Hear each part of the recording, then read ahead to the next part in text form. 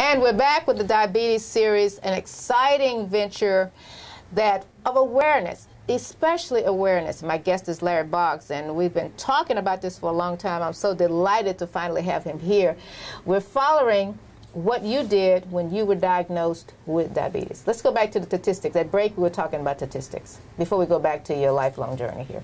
Well, you had mentioned before the break that there were 17 million time bombs. In actuality, through the research, and I continually get research now because I've signed up with a lot of websites, a lot of the medical websites, to get information on diabetes emailed to me, and I get emails 2 or 3 a day that are referring to diabetes, new drugs, new treatments, new diagnosis. Some of the statistics, what's changed, have actually lowered the levels of what is considered diabetic. Oh. When I was diagnosed, if you had a fasting blood sugar over 127, you were diabetic. Now, if you have a fasting blood sugar over 100, you're diabetic. So they've lowered the standards, thus more people are being diagnosed. However, it's not because the doctors and insurance companies want to make more money. It's because more people with blood sugars in the 110 to 120 range were having complications. So they lowered what the standards were to be a diabetic diagnosis. So as a diabetic, do you agree with those standards, the new standards? What do you think? Yes, I do. What do you think? I believe, because you're one of those 100%. people, Larry, that has gone through so much of the research for diabetes. Right. Now, you know, when I look back now, too, you talked about statistics.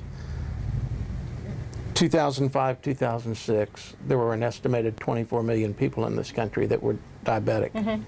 Of those, they estimated that 7 to 8 million were non-diagnosed, and 17 million were diagnosed diabetics. That was a 2005, 2006 number. The latest statistics I've seen estimate that there are approximately 40 million people now that are diabetic. 40? Or 40. 40. Or roughly 20 to 25% of the population. Exactly. A lot of the doctors now, and one of the major problems I think that's in this right now in the diagnosis is a lot of doctors are telling people that they are pre-diabetic. They have fasting blood sugars over 100, and yet it's not 127. So they say you're pre-diabetic. Your blood sugars are higher than they should be, but they're not high enough to meet the diagnosis of diabetes. Pre-diagnosis, or you're almost in diagnosis. What did you think about that? I feel the same. I go to an endocrinologist who is a diabetic specialist. The endocrinologist, a general practitioner, will diagnose you as pre-diabetic.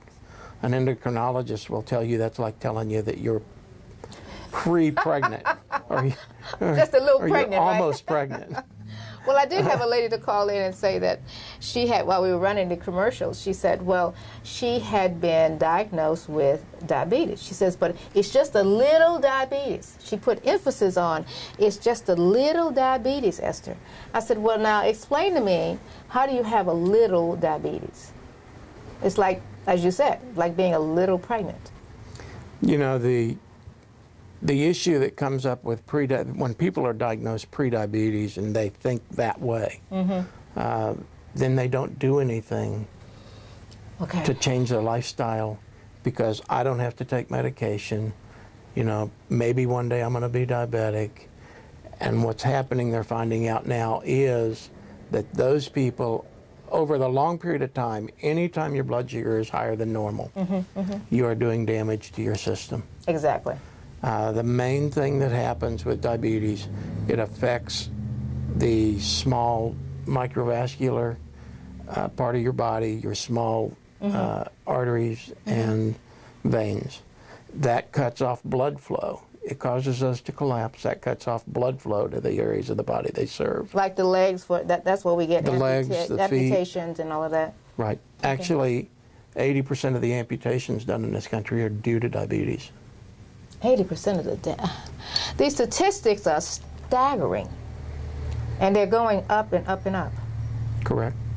All right. They actually, I read an article, one of my articles that I read this morning stated that the 7th largest cause of death in the United States is diabetes.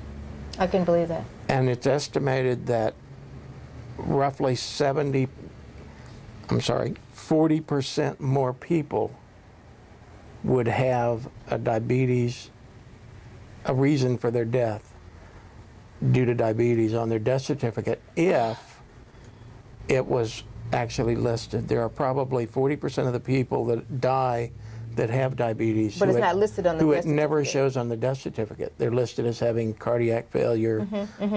They have kidney failure. I see what you're talking about. Okay. Or renal failure. They have a stroke. But those things are all complications and things that if you are diabetic, when you have those, it's typically as a result of diabetes. We're talking about diabetes. And now we're almost covering the entire country with diabetes. Once you get up to 40% of the population, that's 40% of roughly 350 million people. Well, no, I'm not saying 40% of the population. I'm saying that of the people that have died each year, roughly 40% more of those would have been diagnosed as dying from diabetic complications. That was not listed on the death certificate. Correct. All right. We're talking to Larry Boggs about diabetes, and we're actually following his venture, the way he treated his diabetes when he was diagnosed some years ago. All right, let's go back quickly because I want to get back to the Larry Boggs experience and the things that you have done just to keep up with your diabetes. You're diagnosed, you're reading the books, you're taking your medicine, are you exercising at this point? Are you losing weight? I'm exercising, losing weight. Losing weight, and still doing your research. Correct. What's happening in your family? What are people saying to you at this point? Well, since I was diagnosed, actually in 2001, my wife was diagnosed type 2 diabetic. Oh, okay. So now it makes it easy for both of us to fight the disease. Exactly. And neither of us have complications.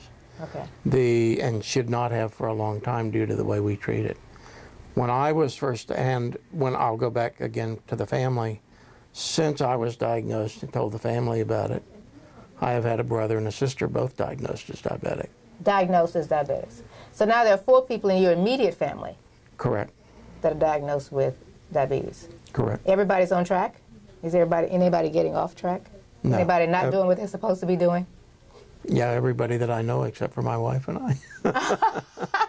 Wait a minute, that's not good, Larry. So you've got people that, I know one time you told me there was a member of your family that wasn't doing anything but taking a nap. That's my wife's sister. She's an identical twin. Okay. She was diagnosed diabetic less than a year after my wife was. My wife used to harass her all the time about, what are you doing? How are your blood sugars? She actually would get extremely upset with my wife. Wouldn't call her back for 2 or 3 weeks because she brought up the diabetic thing. She was diagnosed. She was given a drug called metformin. She went to a general practitioner, which in my opinion is a total mistake. He diagnosed her, he gave her metformin, and he said, take these twice a day and you'll be fine. She said, don't I have to check my blood sugars or something? He said, no, as long as you take these, you'll be fine. She went home, her daughter looked on the internet, found the side effects of metformin, which I'll say right away, if any of you ever read the side effects of aspirin, you'll never take even aspirin. You'll never take it again. She decided to throw the metformin away. She got a glucometer with my help from one of the drug companies. Great. And she started taking her blood sugars. After about the 3rd time sticking her finger, she decided that hurt. So she threw the glucometer away. So she just stopped in the middle of everything? No, she didn't even get started. She didn't even get started. She just didn't want to do the pricking of her finger. Yeah, she got started and immediately stopped. An exciting series about diabetes. I've got to take a little bit of a break. My guest is Larry Boggs. Hold that point because I want to talk more about denial. I'll be right back.